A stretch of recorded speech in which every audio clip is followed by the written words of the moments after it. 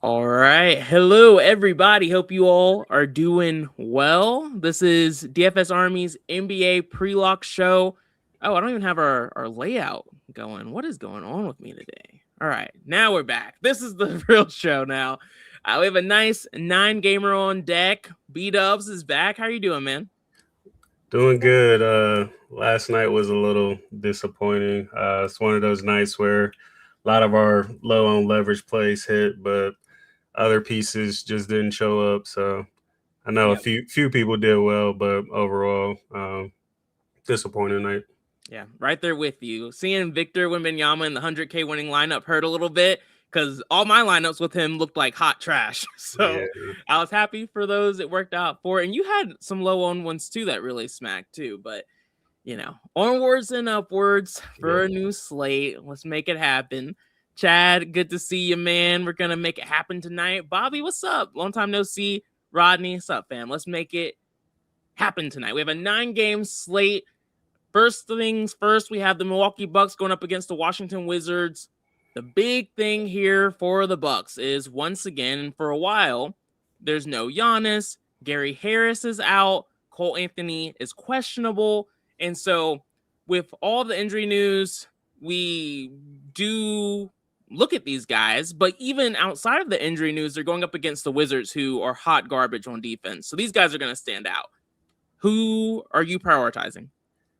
Yeah, we know the routine here. We've seen this team play without Giannis and KPJ, and like you said, Wizards are one of the worst teams in the league. So this is a smash spot for a lot of these guys. So definitely love Ryan Rollins. I am debating if I want to put a 40% min on him. I see you did that because he's not showing up right at fill weight. He's kind of hovering around 30%. So I'm currently under the field, which I don't know if I like, but we've seen it time and time again when both those guys are out.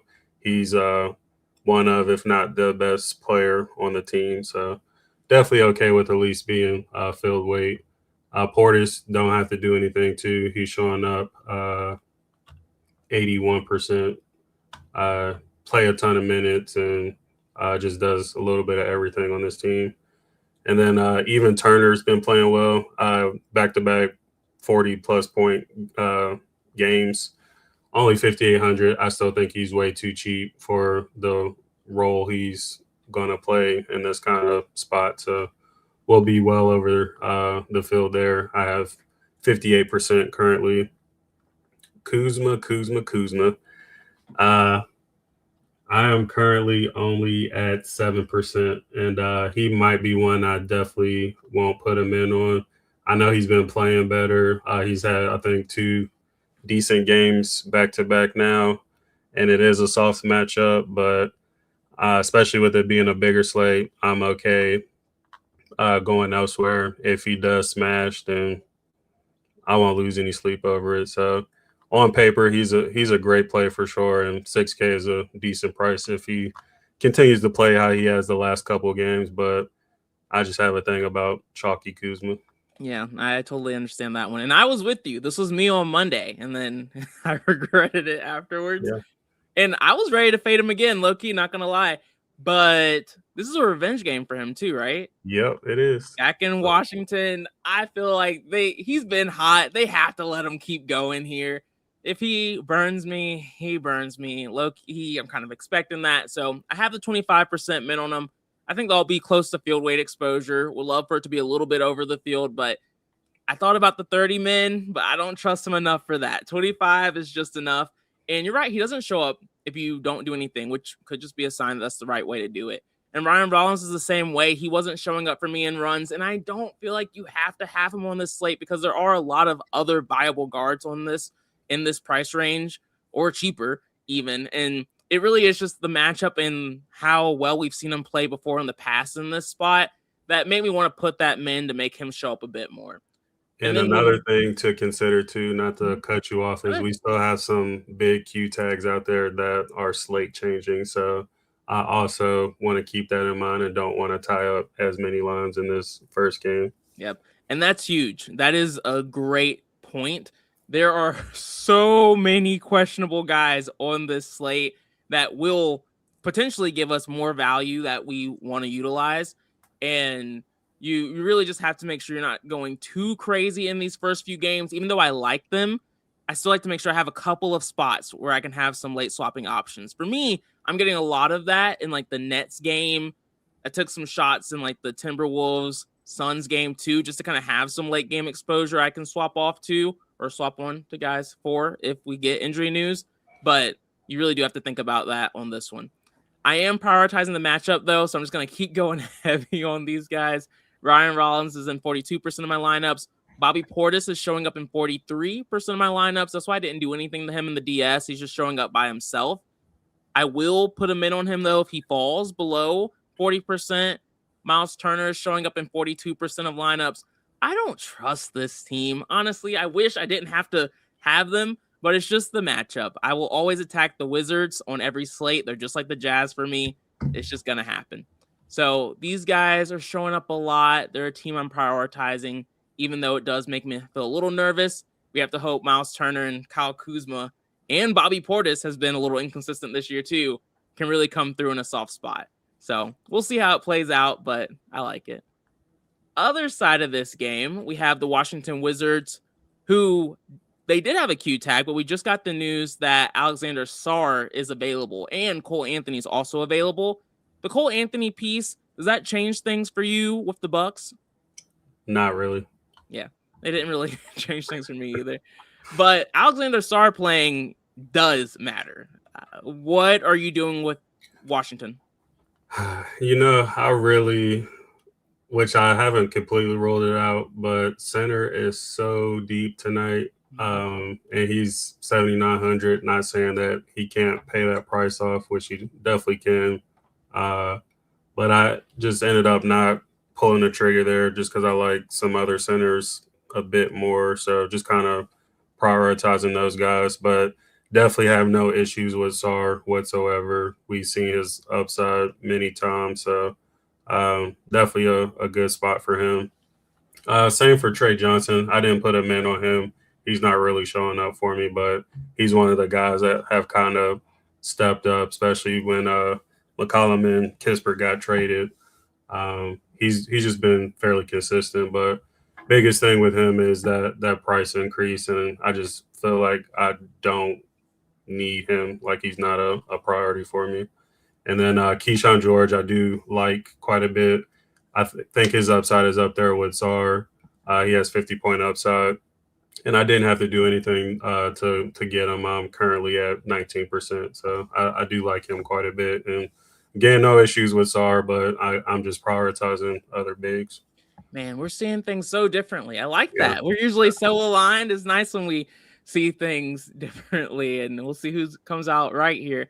For me, I do like Sarr. I have a 15% min on him. There are a lot of good centers on this slate, and my thought process is I'm going to try my best to get exposure to as many as possible. Because the nice thing is you can play two centers in a lineup, and so it's not like you're just locking one in. And so we've seen that the last few slates where you have kind of needed two bigs to take some things down. But long story short, 15% min on Sarr. Turner has just not been a great defensive player, and so this is still a good matchup.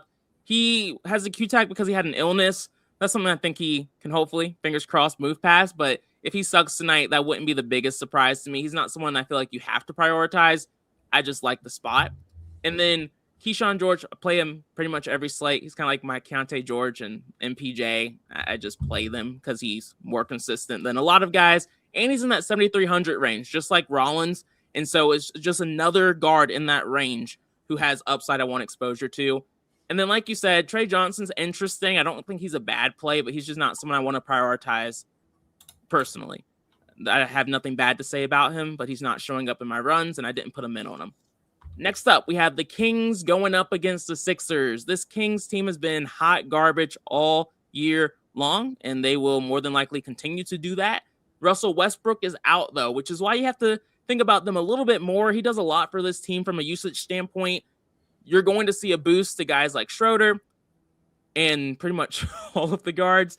And then Malik Monk is questionable. We've seen when he gets ruled out, guys like Clifford, Schroeder are really the guys who benefit the most, even Ellis a little bit too. And That's the thing. The Sixers aren't really a scary defense, but they're not the worst defense either. Are you playing any guys from Sacramento tonight? Yeah, a couple. I put a 20% min on Schroeder. I just makes sense with no Westbrook, and he's only 4,800, so his role should be bigger, even though he has to still fight usage with some of the other guys on the team. I'm still willing to take a shot and the spot like this.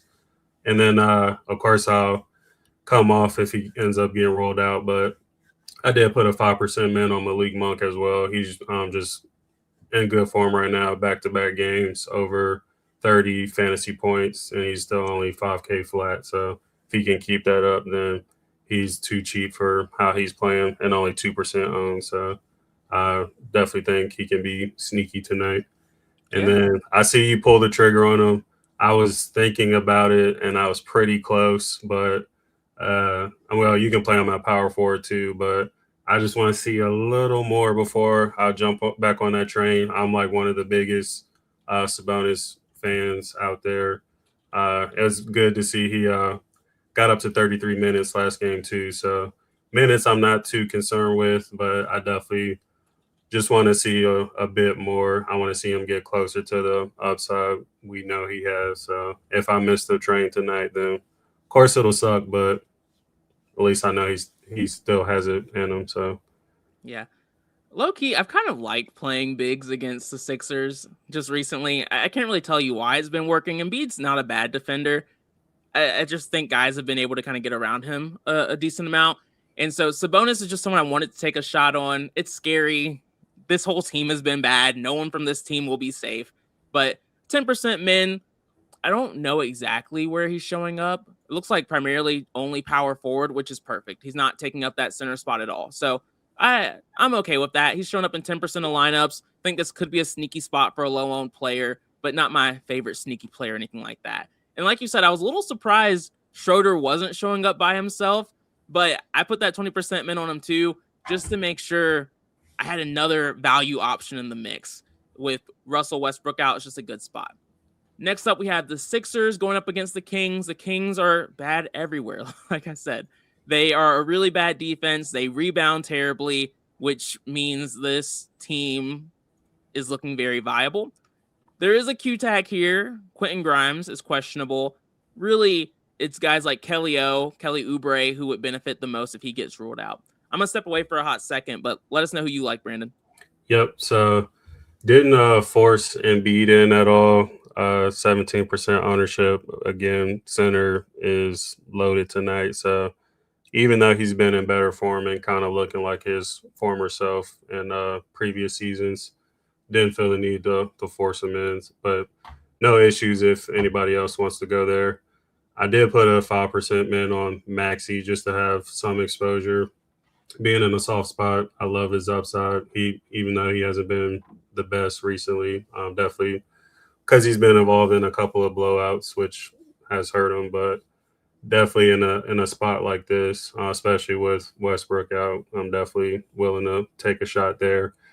And then I'm not chasing PG's smash game last time out. I know he broke the slate, but not chasing that. So pretty much just Maxi for me. Yeah, I'm with you. I wanted to fade Embiid actually because I hate a chalky Embiid. Even though Embiid's been my guy for a long time, so I can't hate on him too much. But the sim model liked him, 9,400. I looked here, liked Embiid, likes guys like Cade, likes Ant a little bit. There's not really too many studs who are popping here. So I was like, you know what? I'll just match the field on Embiid, just kind of follow the sim here, even if I don't love a chalky Joel Embiid.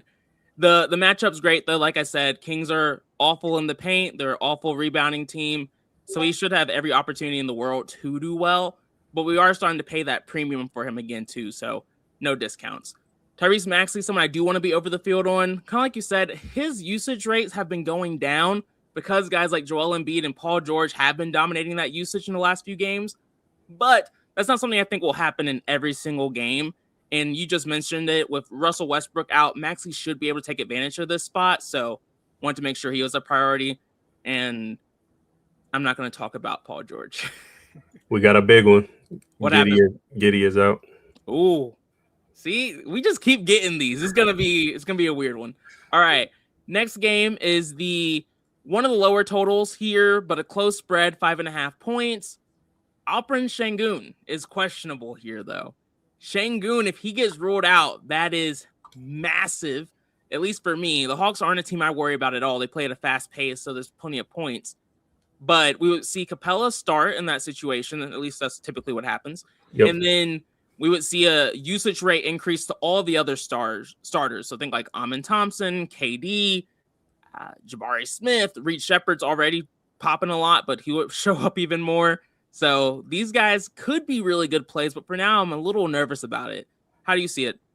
Yeah, if Şengün gets rolled out and no Steven Adams, Clint Capella becomes the best value play on the slate and will essentially be a lock for me, especially another nice revenge narrative for him. So definitely keep an eye out for that. For now, until we get that news, I am taking a shot on KD and I put a 10% man on both of them.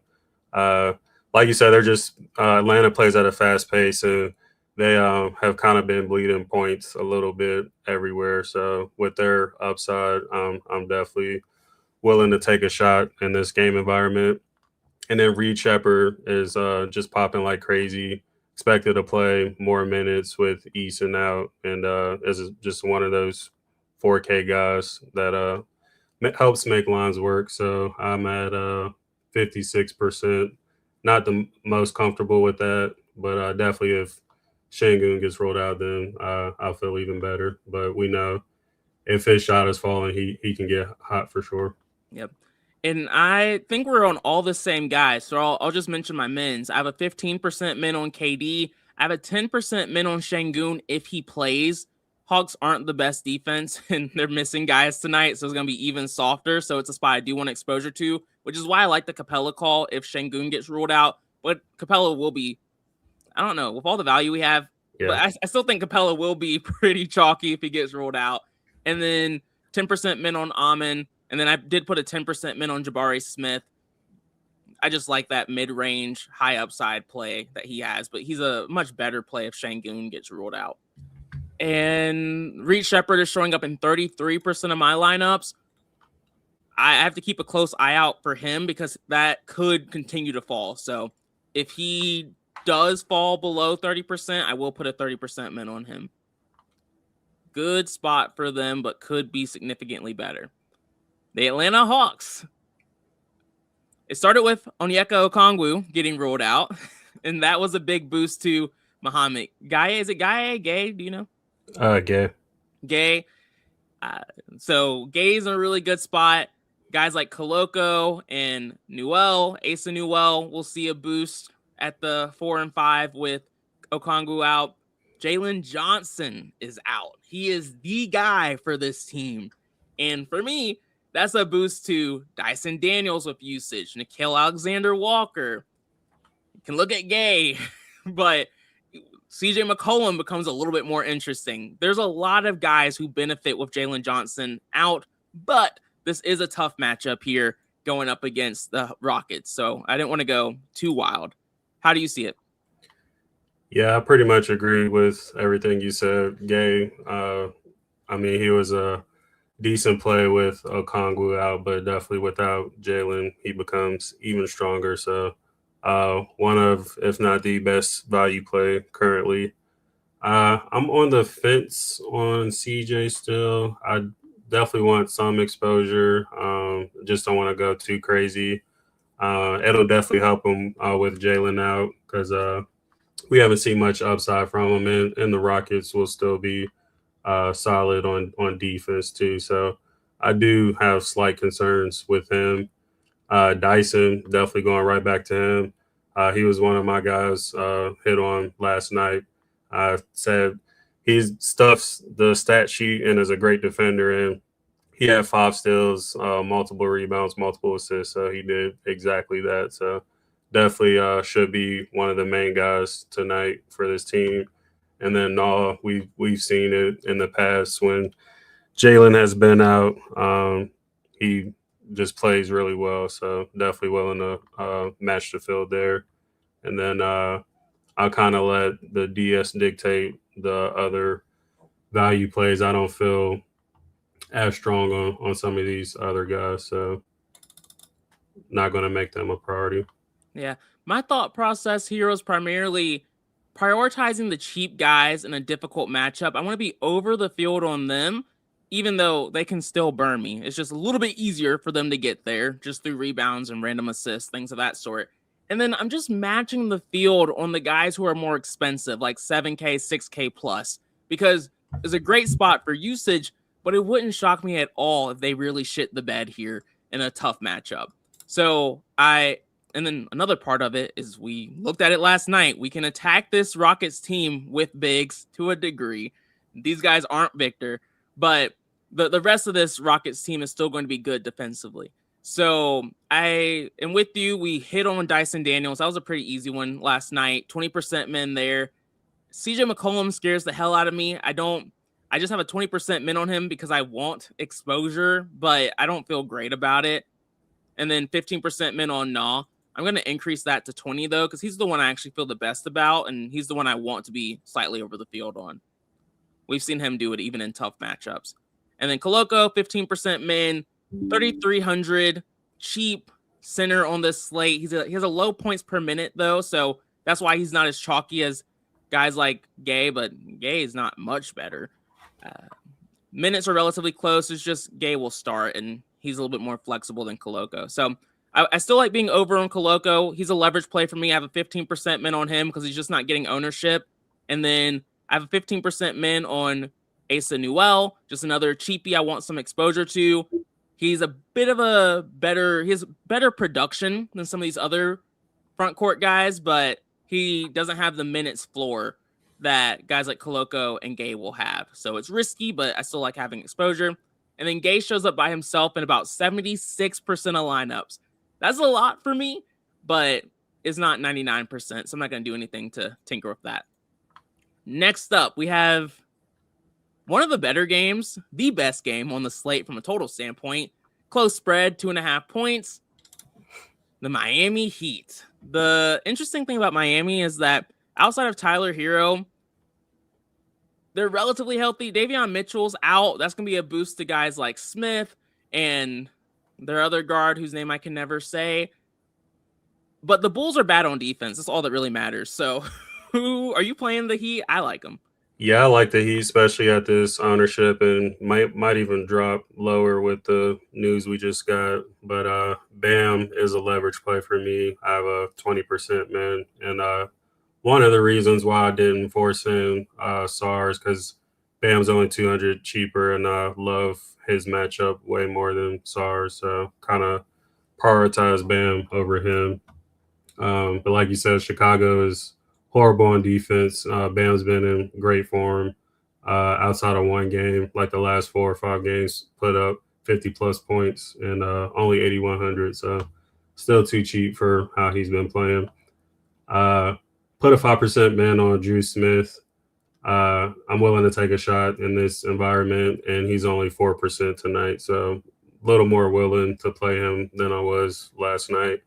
And then this one might seem gross, but again, I love this matchup. So I put a 5% min on Wiggins, mainly due to his price. We've seen he has 40-plus point upside and only 6,200. So willing to take that shot on him. I couldn't get to Powell or Hawkes tonight.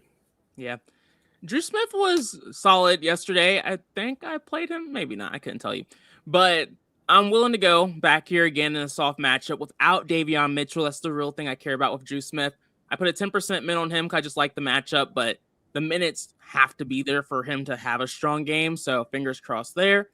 I put a 10% min on Norman Powell.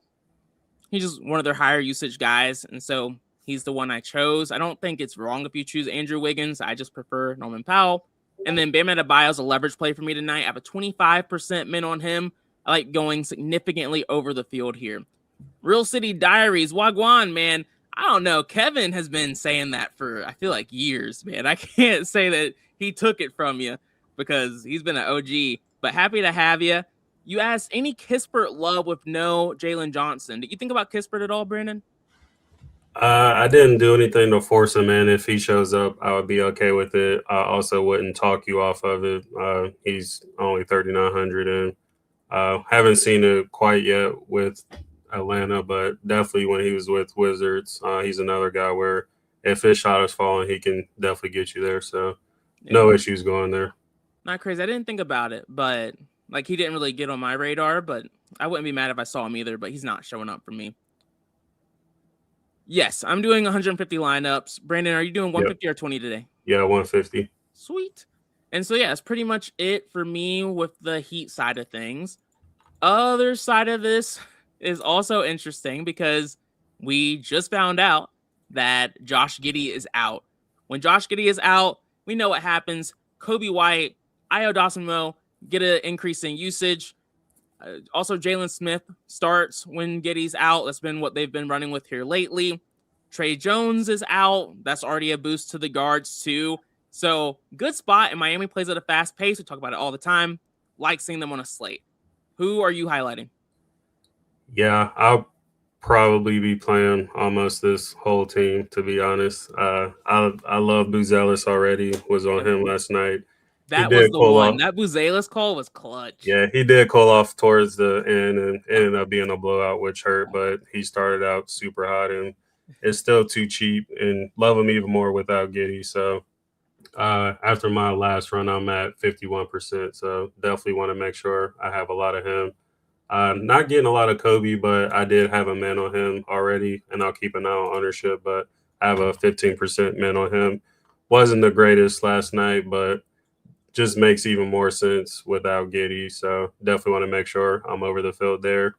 Vooch was on him too. He smashed one rebound away from a double double. He would have got his burger. So uh, definitely love him even more without Giddy. So I want to keep an eye on the ownership there, and I'll probably just match the field because again, center's loaded, so I don't want to go too crazy in this one spot. But he's just playing too well not to have exposure to him.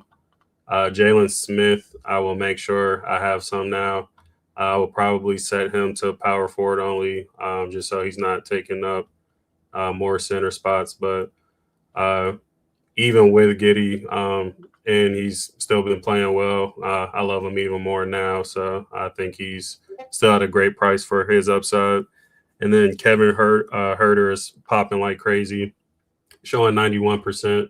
Kind of scary, but only 4K flat. And another one of those guys who, if his shot's falling, he'll be fine. So I'll eat that. And then Io, I do not see. So depending on his ownership, when we get that updated, I'll probably match the field there. So yeah, overall love this team as well.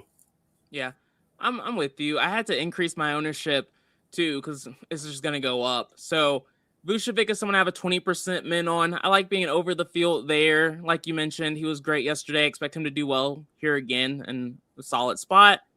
Kobe White missed on him yesterday. He did not come through for us. But today we go right back, and hopefully he does to in this spot. I think he will. I'm really not overly concerned about him. Like I said, this 7K guard range is pretty strong. There's a lot of good guards here, but Kobe White's one I'm willing to prioritize. So I'm going to put a 30% min on him. I think 20 is pretty safe, but 30, I think, just gives me a little bit more leverage on one of the guards I trust a bit more. And then I have a 10% min on Jalen Smith. He's just one of those guys who will continue to benefit from a usage standpoint, should start, no Giddey, fast-paced game. He's just someone I want to make sure I'm over the field on. And then, like you said, Kevin Herter shows up by himself in about 76% of my lineups. I capped him at 80%. We have a ton of these 4K guys who are just shooters, and he's a good one. He'll have a lot of opportunity, but I don't need him in 99% of my lineups. I think ideally he'll probably show up in roughly 60, but this is a good spot for him, so I'm not trying to crap on him. Let's see. Buzelis, he shows up in about 35% of my lineups without doing anything. I like that. That's a good spot for him. And then we already talked about everybody else.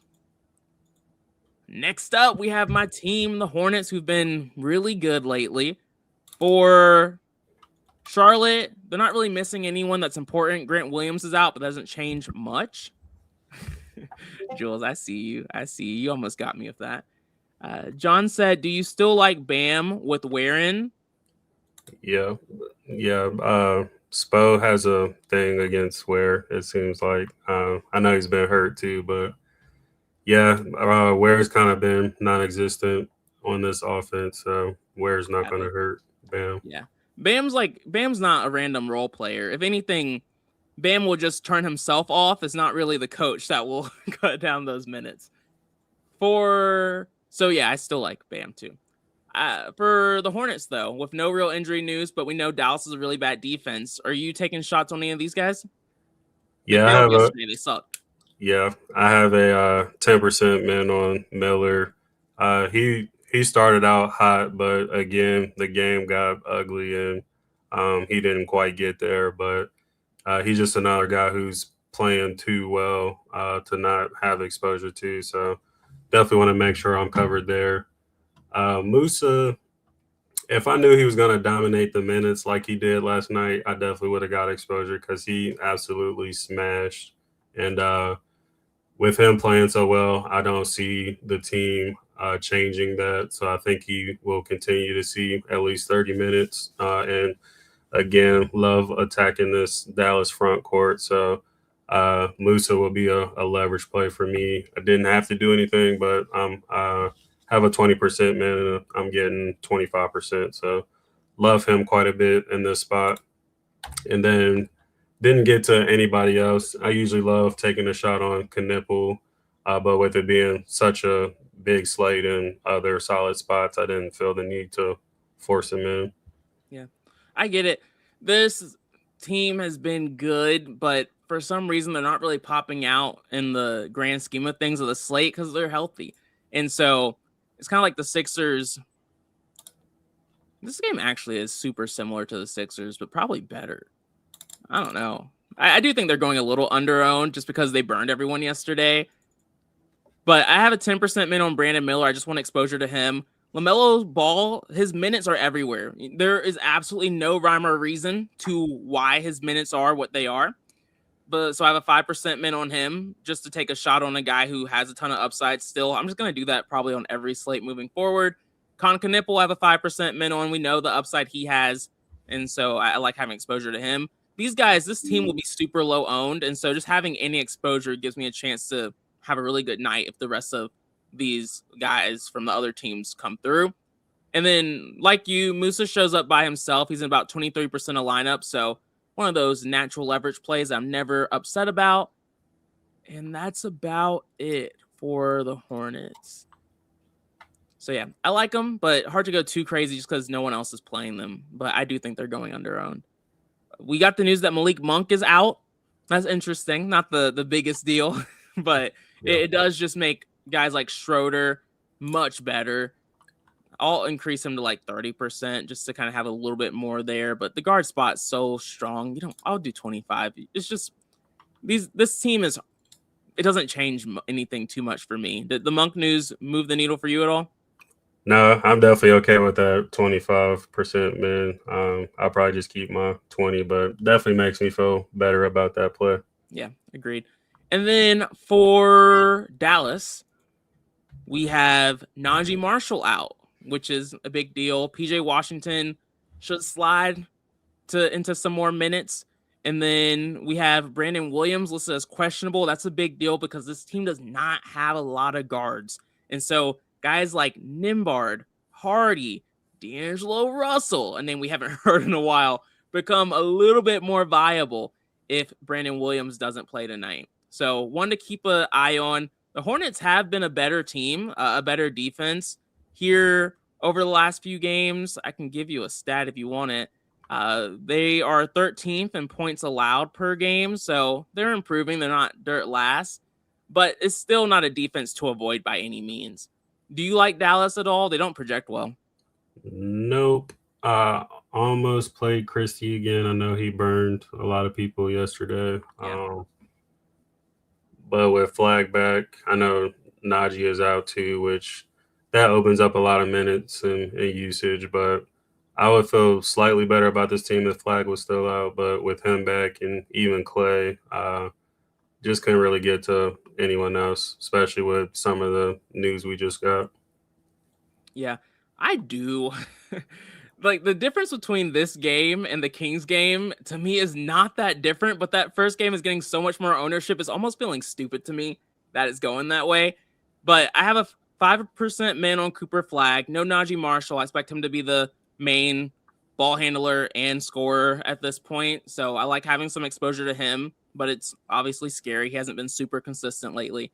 PJ Washington, I like with that boost without Najee Marshall as well. Those are just the two main guys I'm willing to take a shot on. So tempted to increase it. I like the Max Christie call. I think we'll definitely have a ton of Max Christie if Brandon Williams gets rolled out, though. Like that would be like a easy guy to get a little bit more exposure to. All right, things start to get a little bit weird around this time when we get to the Nets. For Brooklyn tonight, they have, let me see, who's missing for Brooklyn? Noah Clowney is out, so that's going to continue to be a boost to their bigs. Igor Dimon is out, a boost to their guards. Cam Thomas is out, a boost to pretty much everyone on the court because all he does is take shots and miss these days. And then Zaire Williams has been out for a couple of games now too. Matchup against Denver isn't too scary these days. Are you playing any of these Nets? Yeah, which thank God that we got some of this other value that opened up because Terrence Mann was popping like crazy, which I'm closer to Phil Wade. I'm at 19% there, so definitely feel better about that. He is cheap, and out of all of the other turds, he probably has the highest upside. So with all the guys that they're missing in the minutes he should play, I'm definitely going to at least have some exposure to him. Try to stay as close to Phil Wade as I can.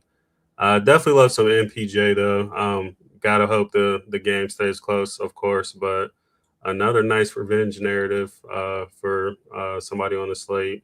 Only 8,200, and we've seen the upside he has. So he is still currently a core play for me at 80%. And yeah, I'm not playing any other turd on this team. They play everybody. Is there a chance one of these turds can smash? Absolutely. A lot of these guys will see at least 20 minutes, and they're super cheap. So I definitely don't want to. I wouldn't hate if you want to do something like a 5% min on the rest of these turds because any one of them can pop off. But with some of the other value that popped open, I'm not going to do that. Yeah, they just have a very wide rotation, and that's what makes them a little bit tougher to predict because any of them can get super efficient and they can pop off, but it's not super likely. So it's not really a situation I want to bet on too much here. And MPJ, I'm just greedy. I realize that. Like, once the guy I like is high owned, I'm like, you know what? Screw it. Y'all can have him. If he goes off, you do it. But because it's just like Kuzma, another guy I usually fade, the revenge narrative is just enough for me to still play ball with these guys. So MPJ is going to show up for me in about 53% of lineups, but I didn't do anything to him, and I don't love him tonight just because of the ownership. But like I said, stars on bad teams are more consistent, so it's fine. And he's not a star. I mean, like good players who have a lot of usage. Let's set boundaries. All right, and then Terrence Mann is showing up in 24% of lineups here, but he's just another cheap value play, nothing special. For Denver, we have Aaron Gordon out still, which means has Spencer Jones been starting? Yes. When he's out. Yeah. So Jones is really the guy who benefits the most. Slight increase in usage to the other starters as well, but Aaron Gordon is not the highest usage guy. How are you treating Denver? So Joval is another one of the great centers on the slate, one of the best points per minute guys on the slate. Thing you have to worry about with him is just the minutes that he sees, and as long as this game stays somewhat close for a majority of it, the minutes should be there for him. So he will be somebody I'm playing well over the field. I have 54% currently, so definitely love him in this spot. Put a 10% man on Peyton Watson. He's been up and down lately, but in a soft spot like this with his upside, I want to have exposure to. So 10% men. And then Jamal Murray, especially when it's low on, I'm just always going to play. He's just one of those guys for me, especially with no Jokic still. So 5% men there, and that's it for me. Yeah. I'm not going too crazy here because both of these teams just played a stupid slow pace. The Nets, particularly, some people will get confused a little bit and think they're a really good defense. They're not bad, but they just played a slow pace, and so that's why their numbers don't look god-awful. Joe Val is someone I like. He was showing up a lot more for me, but he started to fall. Now he's only in about 35% of my lineups, and so I just went ahead and put a 40 min on him to try and get him to show up a bit more. And then I put a 5% min on Jamal Murray just to kind of have some exposure to him. But again, I don't love this spot for these guys, but Murray can do well even in a slow pace game. Next up, we have the Detroit Pistons against the Suns. Two good defensive teams. Should be a pretty close one and just a good game in general. For Detroit, they are basically healthy. No Karis LeVert. Tough matchup, though. Do you like them? Yeah, both of these teams are pretty solid defensively, and I feel like it's just going to be one of those ugly, low-scoring games. So I won't be playing anybody here. Definitely wouldn't talk you off of playing Cade. I think he's always viable. I just prioritize other spots. Yeah. We have a lot of value on this slate. And so for me, when that happens, and I do it even when we don't have value, to be honest, just taking shots on these low-owned studs who have shown they can do well even in tough matchups, and Cade fits the bill for me there. So I put a 10% min on him. I think a 5% min is more than enough, though. I just like being a little aggressive there. And that's pretty much it for the Detroit. For the Suns, they have a bit more injury news to talk about. Devin Booker is out. Jalen Green is out. And then Colin Gillespie is questionable. If Gillespie gets ruled out, we'll see Jordan Goodwin start, which has been a little hit or miss so far, but it definitely does make him a little bit more interesting. I'm not getting to these guys too much. Are you? Nope. Even if Gillespie's out, Goodwin's up to 5K, so he still won't look appealing to me in this spot. If I were to take shots on anybody, it would probably be Brooks and Allen. Those two have shown when Booker is out, they're kind of the two main guys who step up and do well. So not doing it, but those would be the two I play. Maybe even Mark Williams. Definitely not a great spot for him, but he is cheap, and in certain spots he has done well. He's just not consistent at all. Do you think about Tyrese Martin at all? Yeah, like I said, all the Nets value. I mean, if they show up a little bit, I'm not going to X them out or anything, but I'm prioritizing the Atlanta value more. Yeah, same. I'm not playing the Suns. I don't hate Goodwin, though, if Gillespie gets ruled out, but hard pass for me at this point. Then we have the Thunder going up against the Minnesota Timberwolves. Solid total at 228. Close spread at 6.5 points, but two good defensive teams going up against each other. For OKC, not really any injury news that's super important, but OJ Mitchell is still out, or AJ Mitchell, and then Cason Wallace is questionable. And that's a boost to guys like Wiggins and Joe if he gets ruled out, who aren't ever really my favorite plays. Are you looking at OKC here? Yep, I threw a 10% min on SGA. Timberwolves are a bit weaker at guarding the guard position, and last couple of times he's played this team, he's crushed. So I want exposure to him. Lower owned stud with great upside, and then didn't really think about anybody else here. Yeah, he has had some good games, in particular against Minnesota. Usually I don't play SGA against good defenses, but he has had some strong performance there. I kind of want to take a shot on Chet, but I'm not going to get too cute. Gobert is out for Minnesota, and so someone should be able to feast here in the front court, but if anything, it actually probably is SGA. But I don't like this team. I don't love this game. It is the last game on the slate. Screw it. I'll put a 10% min on SGA. I hate not having exposure in that last game. It just pisses me off. And for the Minnesota side of things, Gobert's not officially ruled out yet. My bad. That was wrong. He's questionable. He's still questionable. Yeah, he's questionable. And so is Anthony Edwards as well. And so Oh no, Anthony Edwards is going to play. Yeah. Saw the wrong notes. Forgive me. Rudy Gobert, questionable. Naz Reid typically starts if he gets ruled out, and then everyone sees a boost in increasing usage who starts. Still a tough matchup, so I just don't love this spot. Are you playing Ant or someone else? Yep, I'm playing Ant. Just like SGA, Ant has had solid games in this spot as well. You wouldn't think so, but both of these guys kind of go at it when they play each other. So I'm hoping for a little late hammer ping pong action between those two. Phil's not really on them, so want to be over the field on both of those guys. Yeah. And I put a 10% min on Ant just to have exposure to this late game too. I don't love it because I do think there's better stud options on the slate than these two guys. Schroeder is showing up a lot more for me now, probably because I'm just forcing exposure to a lot of studs, and so it has to have him. Are you seeing Schroeder show up more for you, or? Just refreshing, doing a new run, but seeing his new projection, I'm sure he'll be up there. Yeah.